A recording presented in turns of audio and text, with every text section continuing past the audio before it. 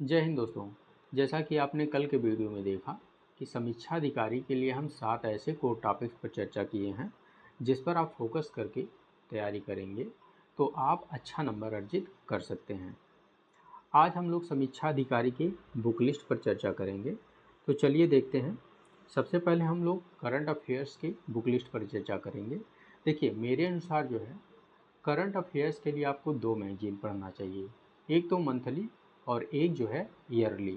Monthly में आप कोई भी मैगजीन पढ़ सकते हैं, जैसे विजन हो गया, दृष्टि हो गया, क्रॉनिकल हो गया, और भी घटना चक्र का भी मंथली मैगजीन आता है, उसको आप पढ़ सकते हैं।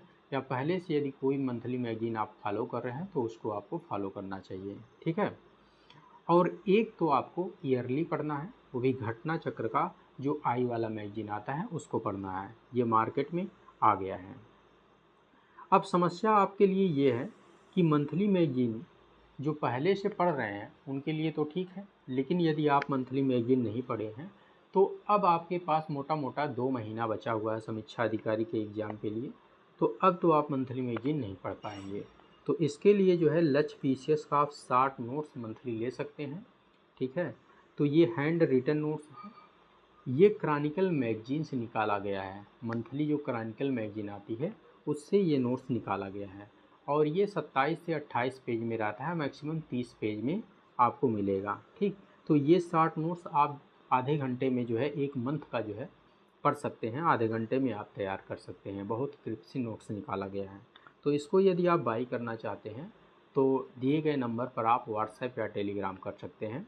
बहुत कम फीस रखा गया है, 200 रुपया 1 ईयर का रखा गया है, ठीक है। चलिए आगे बढ़ते हैं। देखिए, हिस्ट्री के लिए आपको क्या पढ़ना है। तो हिस्ट्री के लिए यदि पहले से आप स्पेक्ट्रम पढ़ रहे हैं मॉडर्न इंडिया के लिए तब तो ठीक है, लेकिन अब समय नहीं है। तो यदि आप पहले से पढ़े हैं तो उसको रिवीजन कीजिए, और यदि आप नहीं पढ़े हैं तो आपको ओनली पूर्वालोकन पढ़ना है, और इसके साथ आप लूसेंट भी पढ़ सकते हैं, ठीक है। इसके साथ आप लूसेंट पढ़ सकते हैं, ठीक। साइंस की बात करते हैं तो साइंस के लिए आप लूसेंट और पूर्वालोकन पढ़ सकते हैं, ठीक।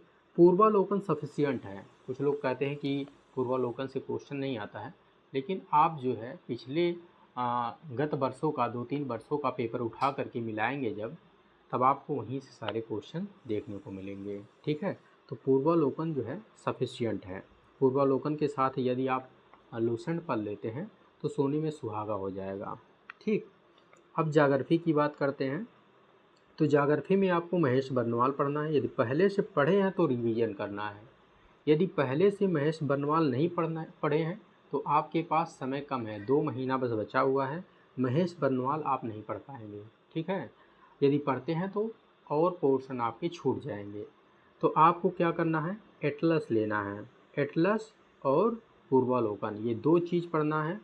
पूर्वालोकन में पढ़ना है, और जो भी पूर्वालोकन में आप पढ़ रहे हैं उसको एटलस में जो है देखते रहना है। जैसे नदी के बारे में पढ़ रहे हैं तो देखना है कि नदियाँ किस किस देश से होकर के कैसे कैसे गुजर रही हैं। यदि किसी पर्वत श्रृंखला के बारे में पढ़ते हैं तो सब एटलस में आपको देखना है, ठीक है।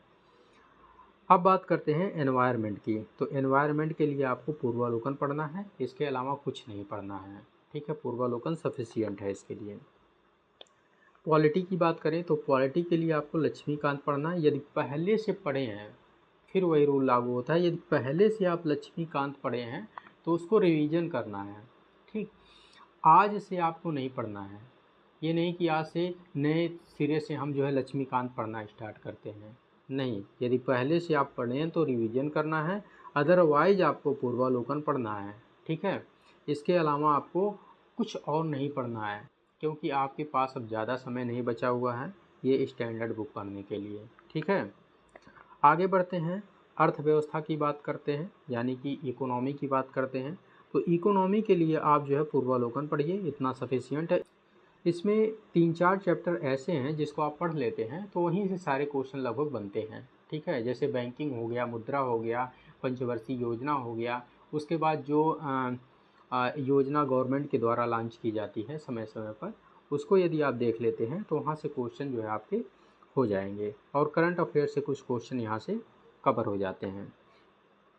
यूपी स्पेशल की बात करें तो यूपी स्पेशल के लिए आपको या तो परीक्षा बाणी पढ़ना है, यदि पहले से परीक्षा बाणी पढ़े हैं तो परीक्षा बाणी को रिवीजन करना है, और यदि पूर्वालोकन पढ़े हैं यूपी स्पेशल का तो पूर्वालोकन पढ़ना है। दोनों में से कोई एक पढ़ना है, ठीक है, क्योंकि PYQ इसमें दिया गया है और दोनों में जो है PYQ दिया गया है, सेम वही PYQ दिया गया है, कुछ अंतर नहीं है, ठीक है। हाँ, पूर्वालोकन में व्याख्या सहित दिया गया है, अच्छे से दिया गया है, तो यदि जो है पूर्वालोकन आप पढ़ रहे हैं तो अच्छी बात है। चलिए देखते हैं। रीजनिंग की बात करें तो रीजनिंग के लिए आप पिछले 5 साल का RO का पेपर उठा लीजिए, ठीक है, और उसमें जो रीजनिंग दिया गया है उसको सॉल्व कर लीजिए। उसके अलावा जो CSET है, PCS का जो CSET है यूपी PCS का, उसमें CSET में जो रीजनिंग वाला पोर्शन है उसको आप सॉल्व कर सकते हैं, ठीक है। यदि इतना आप कर लेते हैं तो आपका रीजनिंग ईजिली जो है कवर हो जाएगा। जनसंख्या और नगरीकरण की बात करें तो इसके लिए आप जो है परीक्षा वाणी पढ़ सकते हैं। अदरवाइज जो है आप घटना चक्र का पूर्वालोकन भी मार्केट में अवेलेबल है, उसको पढ़ सकते हैं। नहीं तो ये जो है अर्थव्यवस्था वाला जो पूर्वालोकन है इसमें भी पीछे जनसंख्या नगरीकरण दिया गया है, इसमें आप देख सकते हैं, ठीक है। तो चलिए देखते हैं हिंदी के लिए क्या किया जाना चाहिए। देखिए, हिंदी के लिए आपका टारगेट स्कोर 50 प्लस होना चाहिए, उससे कम तो होना नहीं चाहिए। यदि आप उससे कम हैं, 50 से नीचे आपका स्कोर है तो आप खतरे में हैं, ठीक है। तो 50 प्लस होना चाहिए, यदि 55 प्लस हो तो ज़्यादा बेहतर है। लोग करके आते भी हैं, बहुत सारे लोग करके आते हैं, 57-58 क्वेश्चन सही सही करके आते हैं आफ्टर निगेटिव, ठीक है। तो असंभव नहीं है, सब कुछ संभव है, हमारे और आप जैसे लोग करके आते हैं, ठीक है। तो इसके लिए आपको 3 बुक जो है पढ़ना है, और ये तीनों बुक जो है, एक हरदेव बहारी, दूसरा वासुदेव नंदन और तीसरा जो है पूर्वालोकन है। यदि आप पहले से कोई और बुक पढ़ रहे हैं तो उसको पढ़ सकते हैं, ठीक है। यदि उससे आपको जो है अच्छा आउटपुट मिल रहा है तो आपको अभी चेंज नहीं करना है। यदि आप ये बुक पढ़ रहे हैं तीनों तो अच्छी बात है, ठीक है। तो आपको हरदेव बारी और वासुदेव नंदन पढ़ना है, साथ ही साथ आपको पूर्वालोकन से उसको सॉल्व करना है क्वेश्चन, ठीक है। इतना आपको हिंदी के लिए करना है, और टारगेट कितना रखना है, 55 प्लस रखना है, ये ज़्यादा बेहतर है, ठीक है। यदि हिंदी में अच्छा नंबर आप गेन कर लेते हैं और थोड़ा सा मेहनत कर लेंगे तो आप गेन भी कर लेंगे, तो जीएस में थोड़ा कम भी हो जाएगा, तब भी आप क्वालिफाई कर जाएंगे इजीली, ठीक है। देखिए, PYQ आपको पिछले 5 वर्षों का क्वेश्चन पेपर सॉल्व करना है। इसके लिए आपको क्या करना है, गूगल पर जाना है और यूपी PSC के द्वारा पिछले 5 वर्षों में जो भी एग्ज़ाम कंडक्ट करवाए गए हैं उसका पेपर डाउनलोड करना है और एक एक करके उसको सॉल्व कर लेना है। देखिए, इसमें क्या होता है, जब ये आप 5 साल का PYQ सॉल्व कर लेंगे तो यहाँ से आपको डायरेक्ट क्वेश्चन देखने को मिलेंगे। यूपी PSC जब पेपर बनाता है तो गत वर्षों में जो प्रश्न पूछे गए हैं उसको डायरेक्ट उठा लेता है, ठीक है, और वो जो है आपके पेपर में देखने को मिल जाते हैं, ऑप्शन तक चेंज नहीं होते हैं, ठीक है।